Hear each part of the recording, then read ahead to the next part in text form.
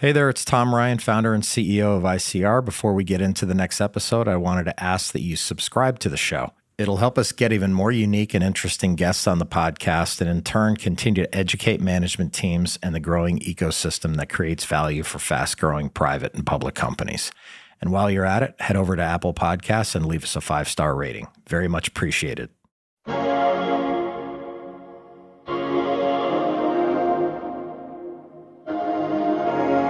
We're headed to a space where net zero transition, low carbon economy has become a force that is generating a lot of capital. For many companies, embracing ESG might feel like a burden, but in reality, it's an opportunity. ESG goes where the money goes, and it's already heading to that kind of a future where companies as well as investors are looking for more sustainability, more responsibility, and in Larry Fink's kind of term, he calls it stakeholder capitalism.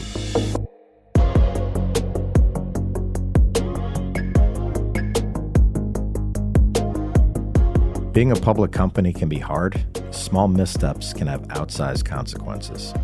I'm Tom Ryan, founder and CEO of ICR, and over the last 20 years, we've helped thousands of companies understand and navigate the stock market and the media. We'll demystify these and other increasingly complex stakeholder groups so you can focus on what you do best, building your company and unlocking your true potential. This is Welcome to the Arena.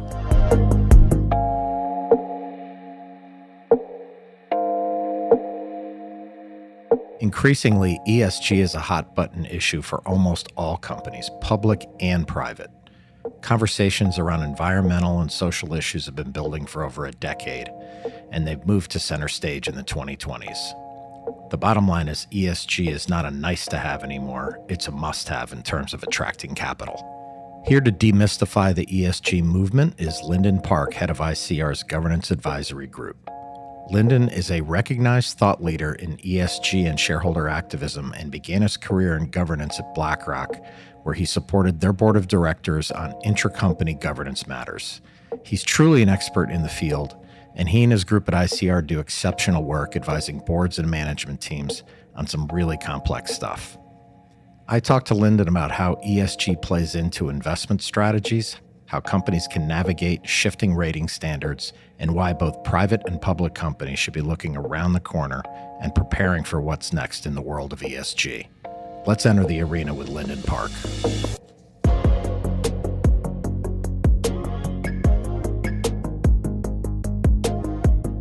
I did indeed have a kind of an interesting route to governance and ESG. Like most people, I didn't really have an understanding of what that was. Back in 2008, when I was still kind of a schlep at a law firm, was looking for something different to do and entered into Google, corporate legal jobs in New York City, and BlackRock came up. And I said, Blackstone, let's just apply. I didn't even know, couldn't distinguish BlackRock from Blackstone. And that kind of goes to show, even, as recent as, 2008, which is not a forever time ago, BlackRock was still an unknown company. This was pre-iShares, pre-articulation on ESG. I kind of went into it and fell into the good fortune of actually going into the corporate secretary's office at BlackRock. My day job was supporting BlackRock's board of directors, getting yelled at by Larry Fink. So, I really learned how to do governance from inside the house, from executive compensation matters for Section 16 officers and directors, looking at bylaws and charters, all these sort of nitty-gritty sausage making I did inside the house. And it was only after having served as an assistant secretary of BlackRock entities, I transitioned over to the stewardship side. That's what people call it now, which means I was in charge of several sectors there. I was the head of financial, healthcare, insurance industries, as well as biotech and some other industries, which meant, I was essentially overseeing portfolio companies, and their governance practices and ESG, representing around $450 billion of BlackRock's AUM back then. That's when ESG was still nascent, to be honest. Even at BlackRock, when I was studying their policies there,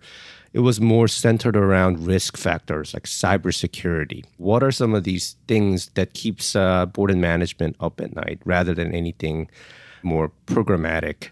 In addition, that's kind of when activism was ascendant.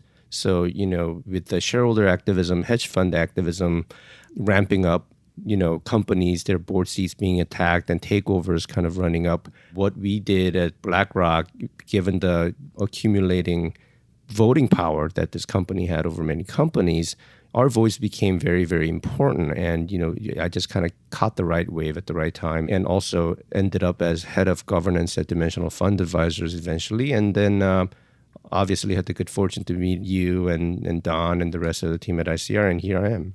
Yeah, well, we're thankful that you came aboard. Sitting here with 1,000 clients, probably over 700 of those public, you're obviously in dialogue with them all the time and solving their challenges as it relates to ESG. If you had to characterize a typical conversation that you have, what are companies, public companies in particular, what are they struggling with? What are they missing? What's a common thread in what everyone's asking you to kind of analyze or help them with? Like you said, with the ESG kind of being a catalyst right now for massive capital reallocation, every company is interested in, how to tap into that capital. When I have the initial conversation with companies, typically they come to our team with a little bit of a defensive posture. I mean, what do I mean by that? So when we're kind of thinking about newer companies, these management teams are typically interested in how do we not get dinged by rating agencies and start getting scored so that we can start landing on some of these radars to, because of our anti-takeover devices in our statutes, our directors are going to get voted against by a lot of these institutional investors. How can I prevent that?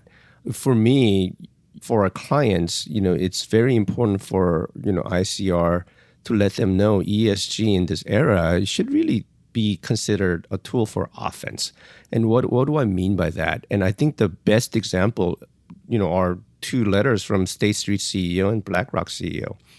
They have some common themes, but one thing that's kind of front and center is that they consider ESG from value and not values perspective, right? And Larry Fink, he made the same comment, right? He said, we're into stakeholder capitalism not because we're woke or we're moral or ethical, but this is just good way of seeking profits by seeking beneficial relationships between you, employees, customers, suppliers, and communities. And I tell all companies, you probably have a lot of this in place. You haven't started talking about it. And I start talking about how they can start articulating this. Obviously, there's some know-how involved, leveraging SASB framework or TCFD framework, which I can get into later down the line. But you already have a lot of the factors. It's just a matter of putting together and actually knowing how to talk about it and knowing when and how and to whom you can talk to at investors. And I think the real differentiator in how we do it at ICR, as opposed to other ESG consulting firms, we don't forget the G part of ESG. So we extend the ESG disclosure program and strategy to helping them actually reach into some of these, big passive funds, for example, who can be a little bit difficult to get into if you're smaller companies. We take independent directors, CEOs, directly to BlackRock, Vanguard, Wellington Capital, T. Rowe's of the world, so they can start taking credit immediately. And we help them think about these things in incremental terms, in achievable timelines and milestones. And over the first hurdle, not to think about ESG purely from a defensive perspective, but on offense, that is something that I have to fundamentally shift from the first conversation. Yeah, it's clear to me that the ESG and the investor stories are quickly merging because at the end of the day, doing the right things on ESG is about attracting capital. Taking a step back, Lyndon, most companies, are trying to do the right thing kind of from my seat, but particularly smaller companies, they look at these big, huge global mega caps. They have massive glossy reports and big departments with resources allocated to all of this. A lot of smaller, fast-growing companies don't, and they have so many other priorities, it's difficult for them to get organized, and they might think, hey, we're not doing anything. But the reality is most of them are doing things. but they're just not organizing it and talking about it because maybe they think they've got to be great at it right away. Is that an accurate statement? Yeah, I think you put your finger on the pulse of the issue here, right? They already have elements of these things in place. They're not talking about it. And that points to, what some people might consider as a problematic element of the ESG industry. If you don't disclose what you're doing, you automatically get assigned the lowest rating. That's the fact. So, for influential ESG rating agencies such as MSCI, Sustainalytics, if you don't do anything, but you have a great internal operational ESG program, like you focus on incentivizing and motivating your talent, you think about diversity in a thoughtful way, you think about supply chain issues in the matter that's relevant to your business and that benefits your stakeholders, if you don't talk about it and disclose that, you will automatically get an F, right? So I think, what kinds of resources can you dedicate to it? To be frank, with a lot of first-time kind of newer public companies, they don't have any kind of assigned ESG or sustainability officer, let alone a team. So quite often it's usually kind of the CFO or the IR head that's tackling this issue. And for us, the interest is when they first kind of tackle the year one, they need to know what they do. We also set goals 24 to 36 months out. You have to, we conduct a gap analysis and we let them know you have to focus in these areas. And, we were very pleasantly surprised. A lot of our year two companies, they've added certain resources or reallocated their human capital in such a way that they can focus on a lot of the kind of key, KPIs, collecting data, and they've sort of been taking their training wheels off. And, our ambition is exactly that. Help these companies think about these issues incrementally in achievable bites so that, they can start standing up and start running on their own. And we can provide that kind of, guidance as necessary. If I'm thinking about a public company on the investor relations side, it's really all about managing expectations and setting long-term goals. I think what we are advising companies to do is look 5 years out, set some goals, and then update us on those goals, much like you would do in IR, right? Is that really what we're saying here? And then as a follow-up, how do we tactically package that up for companies so they can distribute that message to the people that count? There's a lot to unpack there. If there's any one takeaway, from this conversation, and this is the one that I want companies to remember. A lot of times when I see companies having issues on ESG or proxy votes or investor-related issues, they're usually kind of silo thinking and organization. IR, corporate secretarial teams, comms, sustainability groups, they all kind of play in different silos, and they're not connecting the dots. The fact of the matter is ESG has converged with proxy governance, shareholder activism. And if you look at, again, referencing Larry Fink's letter or State Street letter, there are always attendant consequences on director elections at annual meetings for these companies if they don't do certain things. So, for example, State Street was very clear. If you don't have, starting next year, 2023, if you don't have at least 30% women on your board, they're going to vote against nominating governance chair. Back in July, we helped a company defend against an activist. And this wasn't like a landmark Exxon, engine number one fight or anything like that. But this was a typical company in the retail sector. And the activists, the whole time they were thinking, they were talking about selling the company, improving operations, kicking out some directors. All of a sudden, they had an ESG campaign. They came out with a fight deck that was just about ESG, so they're weaponizing ESG as well. All these things are kind of converging into one place, and our task is to kind of educate companies in terms of why these factors are converging and how to deal with it. Companies typically think in terms of targets and metrics like EBITDA, year-to-year goals. Should we think about kind of setting 5-year goals and targets? And, I think the more important part of the question is that how do you relate kind of your ESG story to, some of the strategic goals in that kind of 5-year plan. So let's say a company has a 5-year plan to get to like $1 billion in top line by, 2025. all companies must also inspect and assess what kinds of improvements that they can make on these ESG fronts and start attaching targets to it. Net zero pledges, more and more companies are doing it, diversity and inclusion targets. And the quickest way to increase your ratings is set demonstrable targets and start hitting them. And if you overlay that over the strategy, it sort of satisfies what we just articulated earlier, in that both BlackRock, State Street, and other investors, they're looking at ESG from the value perspective and not values perspective. So if you correlate that strategy articulation over the long term, how it generates value, to how ESG undergirds that effort and is a part of that value creation strategy, that is the best way to look at, how ESG plays into any strategy of a company. Yeah, it's a great point. And, it just seemed to me, having done this for a long time, over 20 years, the activist campaigns kind of 1.0 was capital allocation, 2.0 was kind of governance, and 3.0 is ESG, as you say, weaponizing ESG in an activist campaign. Life is complicated enough as a senior management team of a public company. This is another area where your flank is open, so you better be paying attention and you better get help to protect that flank. I wanted to pivot. There's so many standards out there in terms of either being rated or what companies have to follow.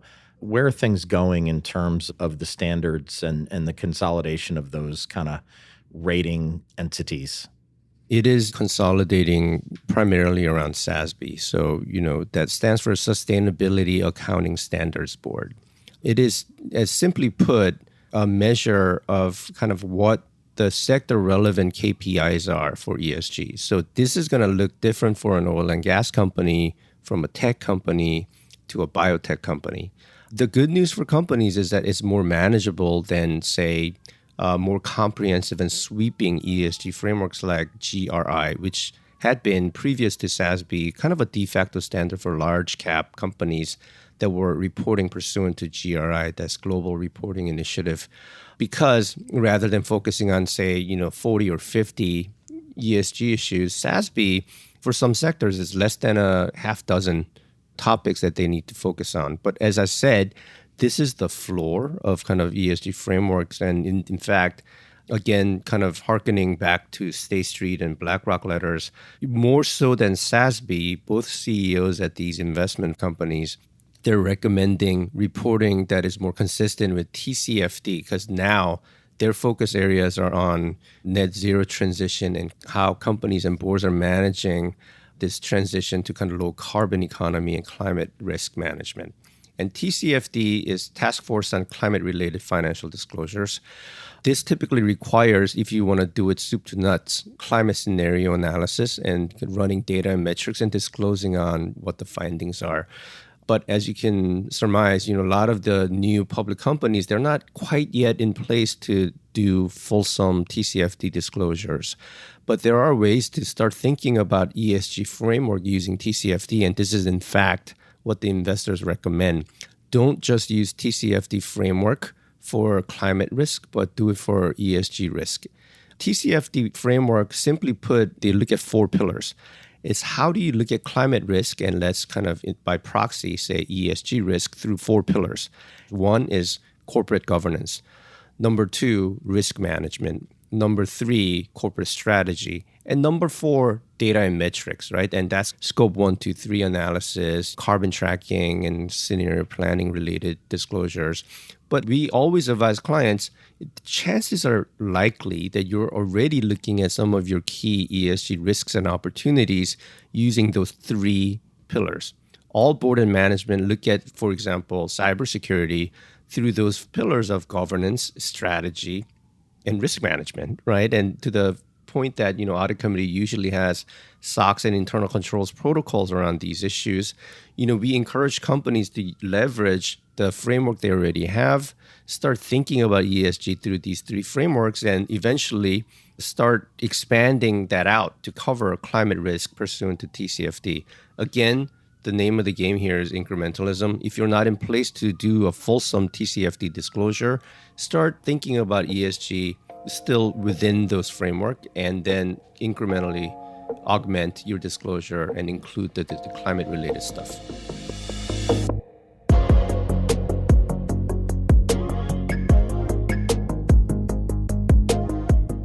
Many of our clients at different stages of their life cycle look to us for ESG advice, whether it's around shareholder activism, proxy season, or simply an investor day. But there's another important area where ESG can have a big impact on public perception, and that's an IPO. I asked Lyndon how companies should be thinking about ESG before and during an IPO and what kind of support they might need. The short answer is a lot of companies know what they are as an ESG company, but they're only thinking about the business impact of ESG. So if they have a EV business, for example, or a kind of more sustainable business, that's related to profit building and seeking, they only think about the leading edge of the ESG story. But investors, they focus more on the operational aspect of it. And that's where companies get lost. Where we come in, our ESG team plugs into the whole process. We work very closely with external counsel on drafting the ESG language into S1 or S4. In cases of SPACs, we run a data collection, do a quick gap analysis, and we help them figure out, what kind of alignment they have with these frameworks and how to tell the story about some of the internal and operational aspects of ESG. It could be human capital management to supply chain issues that also correspond with kind of rest of the message in terms of what their business is in the prospectus. And we don't stop there. We provide a blueprint for these companies to think about ESG in a way. We build out the Q&A sheets for the CEOs and boards to contemplate and start thinking about these frameworks. And in fact, a lot of these clients, they become our year one clients because they have a elevated need once they're public to disclose on these issues. And we help them think through this process, help them execute and produce ESG disclosures, talk with their top investors about it, and create a sticky relationship between their top investors as well as other potential ones down the line. So in fact, in year 2 and year 3, we do connect, a lot of our clients with, more ESG focused funds. So we help them think through all these issues. One area that I think is super interesting, and ESG is not just for public companies. Maybe talk a little bit about the private equity channel, the challenges they face, and what professionally backed companies need to do to set themselves up for an exit of any kind, and what you see when you have conversations with the private equity community. Yeah, I think even more so than public spheres, in the private space, it's more of a cowboy land. There's lack of standardization. Currently, there's a push by, I believe it was CalPERS or CalSTRS. They're trying to standardize, ESG metrics, which is a tall order.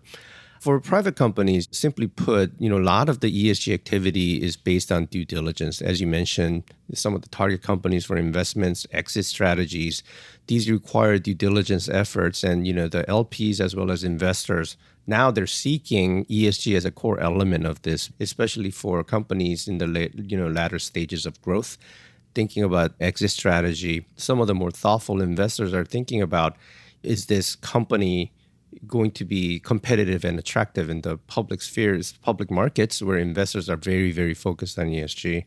So when we have these conversations, and in fact, we do have a couple of private company clients for whom we've set up, ESG websites, run the data analysis and gap analysis, and helping them actually build their initial first year report, ESG report, that is commensurate to the level of what public company year one reports are looking like, so that it can attract more investors in their funding rounds. I think even more important than that is every GP of a private equity company, they need to think about, even before there's some kind of a standardization through some private ordering, which may never come, how they're articulating their oversight of ESG in their portfolio companies, what they're reporting into them so that they can report back to their investors and LPs what they're doing. So creating that framework is actually the crux of a lot of these GPs' concerns, and we help them figure that and frame that out. When you look out over the next decade, what do you see in terms of ESG?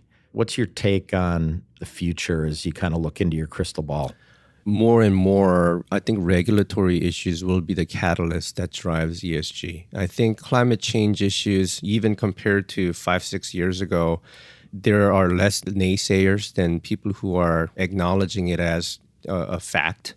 regulators have embraced it. Of course, through every elections, tides will change and turn, but general movement, even without regulatory kind of intervention through private ordering by investors and issuers, we're headed to a space where net zero transition, low carbon economy has become a force that is generating a lot of capital and movements and allocation.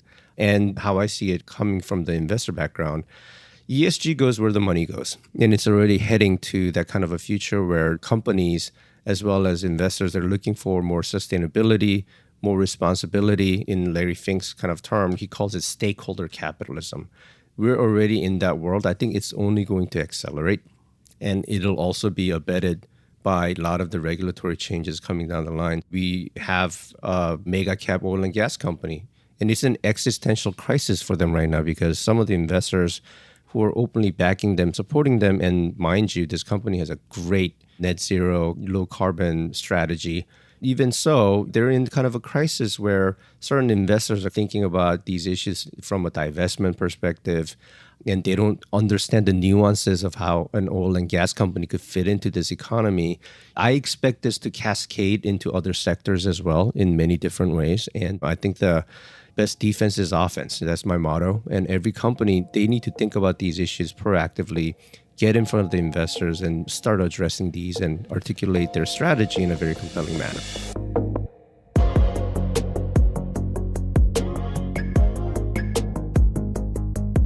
There's no question the ESG bus has left the station. For companies who are ready to take the ride, their investment story and ESG story are quickly merging.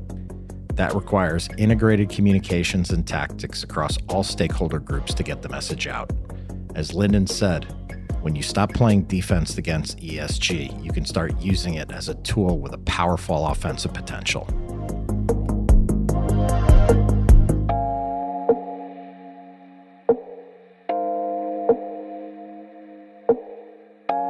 At Welcome to the Arena, we're working really hard to bring you exciting guests and great content. If you found this episode insightful, subscribe to the show on your podcast app, then leave us a 5-star rating. The more the show grows, the more interesting voices we can have on the podcast, and in turn, that should demystify a lot of the stakeholders around public companies and soon-to-be public companies. Thanks again to Lyndon Park for joining me on the show today. This is important stuff that speaks to the heart of valuation, reputation, and credibility. We'll see you next time, back in the arena. References to specific stocks are not intended to be recommendations for specific trading behavior. Comments presented on this podcast are intended for informational and educational purposes only, and do not represent opinions or recommendations on whether to buy, sell, or hold shares of a particular stock. All investors are advised to conduct their own independent research into individual stocks before making a trading decision. In addition, investors are advised that past stock performance is no guarantee of future price performance.